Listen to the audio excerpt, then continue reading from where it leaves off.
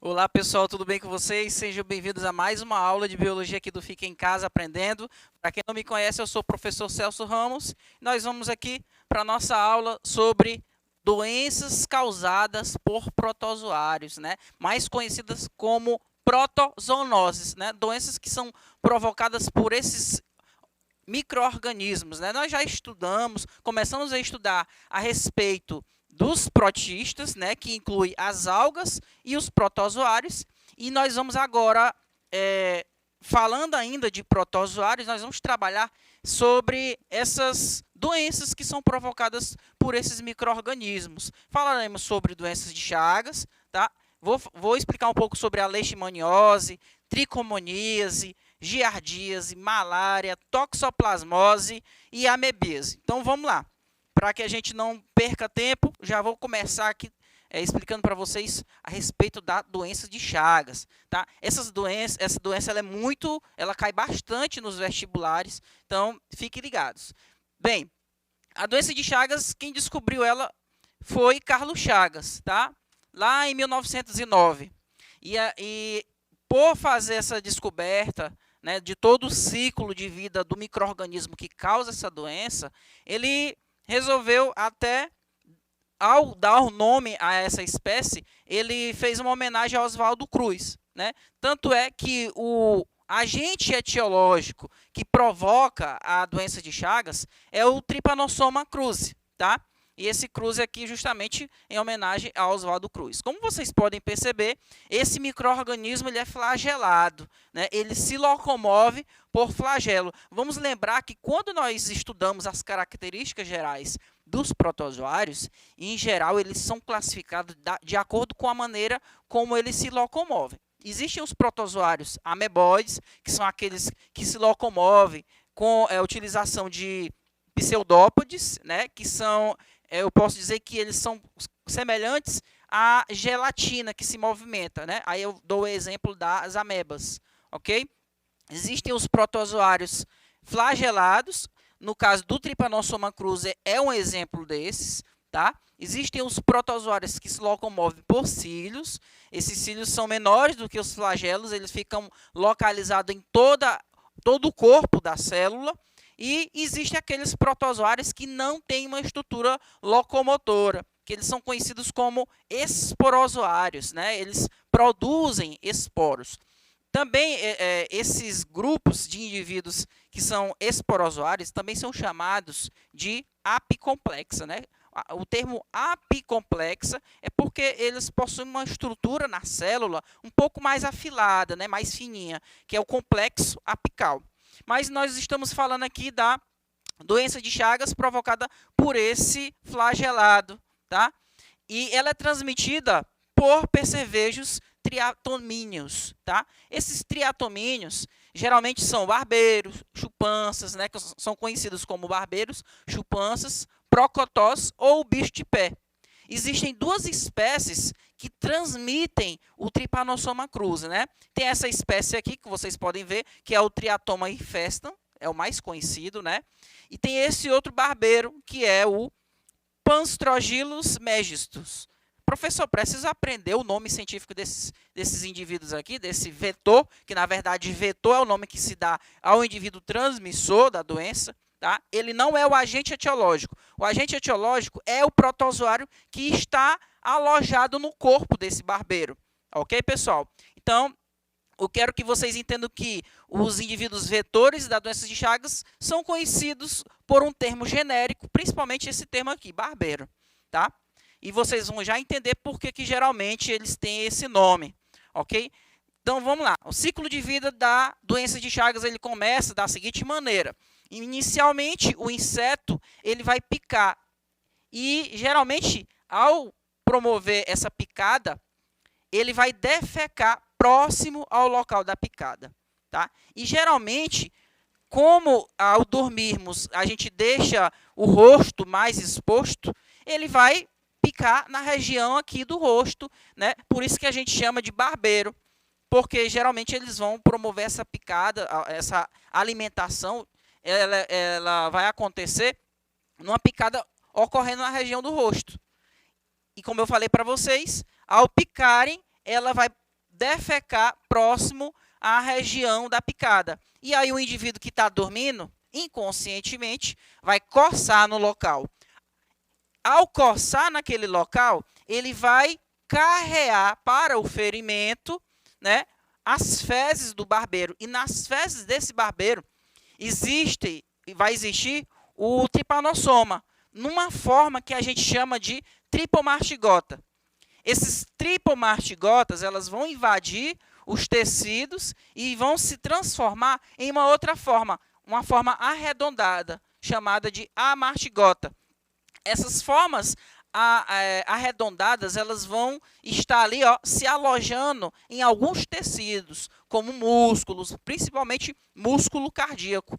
Tanto é que o indivíduo que tem a doença de Chagas, ele vai apresentar a cardiomegalia, que é o aumento expressivo do coração, ok? Então, essas formas amartigotas, elas se multiplicam de forma assexuada, ou seja, elas promovem várias cópias delas mesmas e acabam dando origem a uma forma mais alongada chamada de amartigota, tá? Aliás, de tripomartigota, que ela vai ser transportada para o sangue. Essa forma tripomartigota, ela pode se transformar novamente nessa forma arredondada, que é a martigota, e continuar infectando outros tecidos do corpo do indivíduo. E o ciclo ele vai ocorrendo no interior do corpo do hospedeiro. Ao mesmo tempo, esse sangue contendo essas formas tripomartigotas, ele pode ser absorvido por outros barbeiros, né, que não foram infectados. Esses barbeiros não infectados vão assimilar o sangue do indivíduo que tem a doença de Chagas, e ao fazer isso, eles estarão adquirindo o parasita, que nesse caso é o tripanossoma. Então, esses tripomastigotas sanguíneos, eles são absorvidos por outro inseto em uma nova picada. E depois, eles se transformam em uma forma que a gente chama de epimastigota. E lá no interior do do barbeiro, essas formas epimastigotas vão se multiplicar, né, num processo de reprodução assexuada.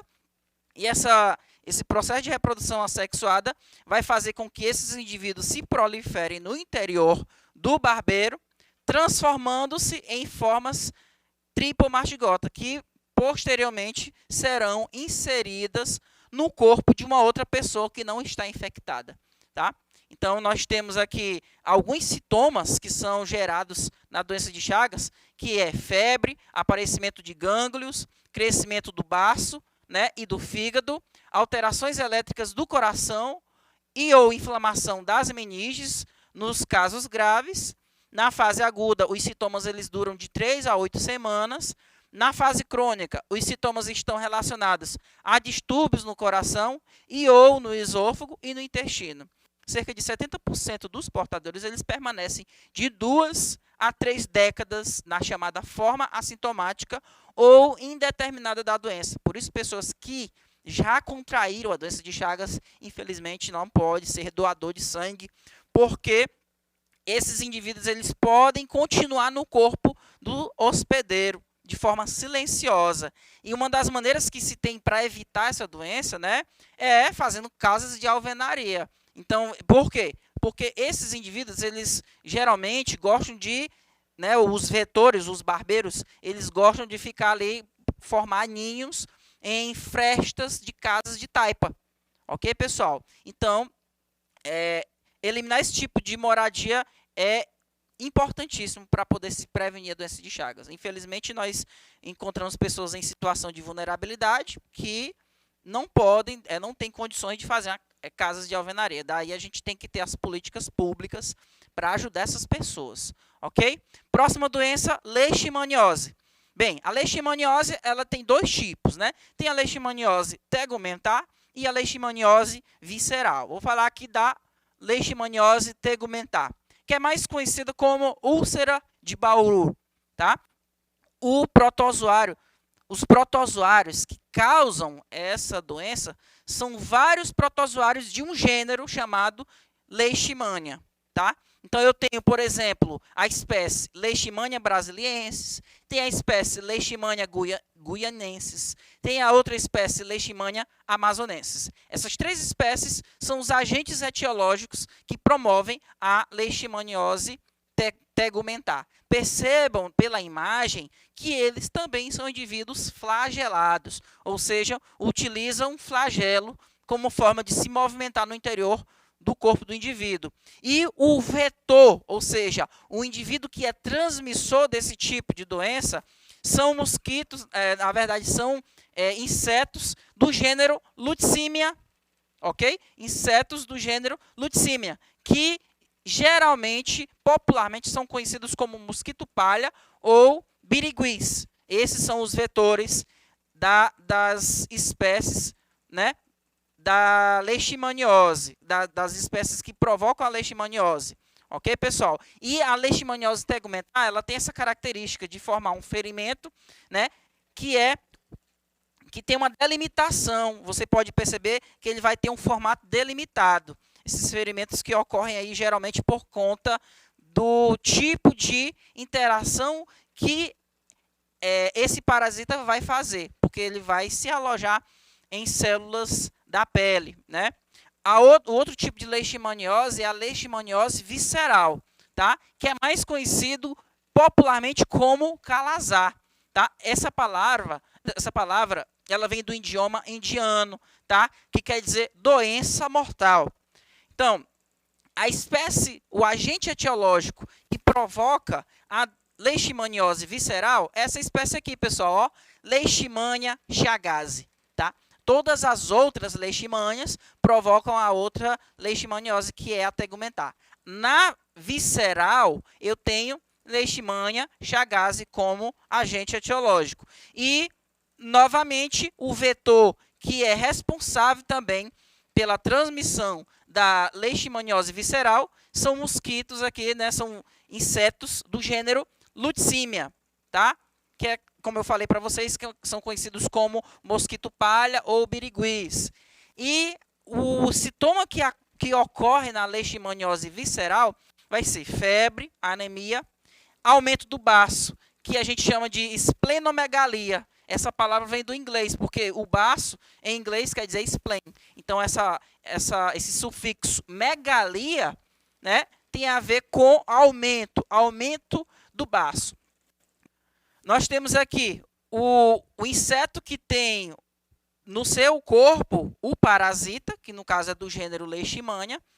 Nas glândulas salivares desse indivíduo tem esse parasita. Ao promover o reparto sanguíneo, né, quando ele vai se alimentar de sangue, geralmente são fêmeas, ele vai introduzir na corrente sanguínea o parasita. E esses parasitas vão ser englobados por células de defesa do indivíduo que foi picado por esse mosquito. Só que o parasita, ao sofrer essa fagocitose, eles não serão destruídos. Na verdade, eles vão se transformar numa forma, né, lá no interior dessa célula, uma forma que não vai morrer, ele não vai ser destruído pela célula. E o que vai acontecer vai ser uma proliferação do parasita no interior do macrófago, né, que é a célula de defesa. E aí, essa célula de defesa, ela vai morrer por quê? Ao ocorrer a proliferação desse parasita no interior dessa célula, essa célula vai sofrer um rompimento. E aí, esse parasita vai cair na corrente sanguínea e, novamente, um outro mosquito que ainda não foi infectado, quando ele vai sugar o sangue desse indivíduo que está infectado, ele vai estar adquirindo o parasita da leishmaniose, né? Que é do gênero Leishmania. Uma das maneiras de se prevenir a leishmaniose é utilizando telas de proteção para impedir a entrada dos vetores, né?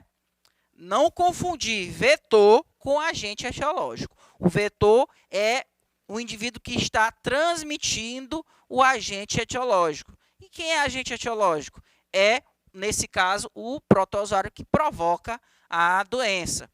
Outra doença causada por protozoários tricomoníase, né, que é provocada por esse agente etiológico aqui, ó, Trichomonas vaginalis. Esse tipo de parasita, geralmente, ele afeta muito as mulheres, né? Promove inflamação na uretra e na vagina, e geralmente vai ocorrer a eliminação de um líquido brando ou amarelado, né?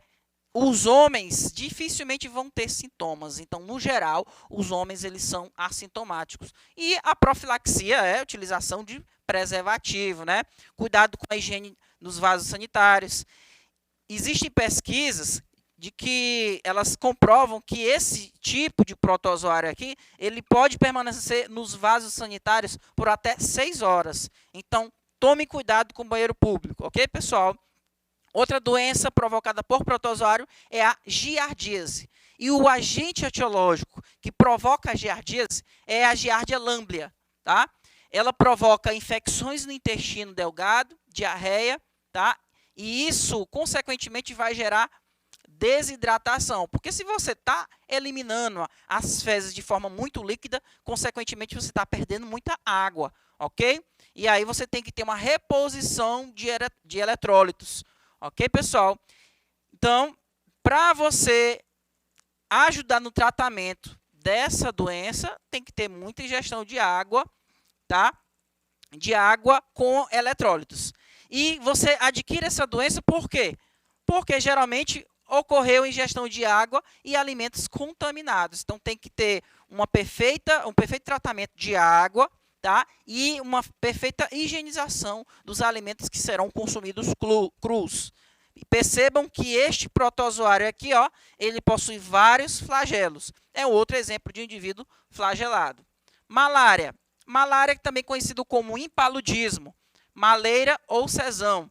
Essa doença ela vai provocar danos no fígado, anemia, cansaço, desânimo e falta de ar. Então, essa é um tipo de doença que ela tem como endemismo a região amazônica. O que é endemismo? Endemismo quer dizer que uma doença que é típica daquela região.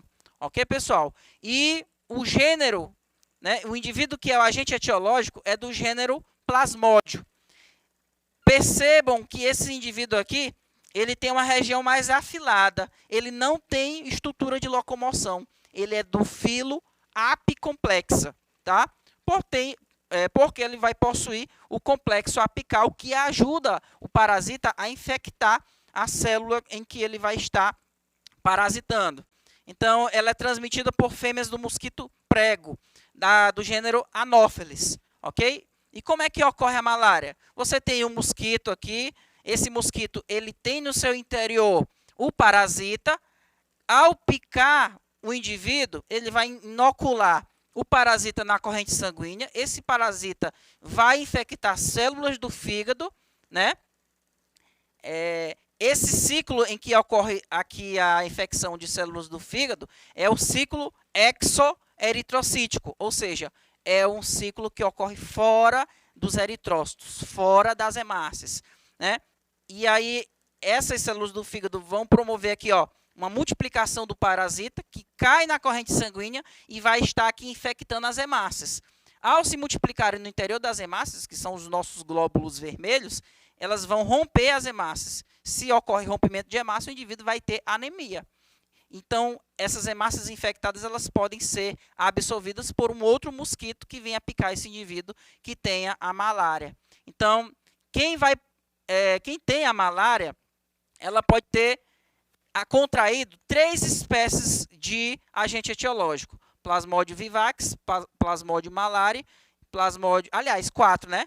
Plasmodium falciparum e Plasmodium ovale. Sendo que essa quarta aqui, ela não ocorre no Brasil. E como é que a gente identifica qual foi o tipo de espécie que o indivíduo tenha contraído malária? Se ele tiver contraído o Plasmodium vivax, ele vai ter um intervalo de febre de 48 em 48 horas. Então, ele vai ter a febre terça benigna, vai ter febre de 3 em 3 dias. Se ele tiver adquirido Plasmodium malariae, ele vai ter uma febre de 4 em 4 dias. Se ele tiver contraído Plasmodium falciparum, ele vai ter intervalos irregulares de 36 a 48 horas. E para você promover a profilaxia, né, a prevenção, vai ser utilizado o uso de inseticidas, larvicidas e drenagem das regiões alagadas.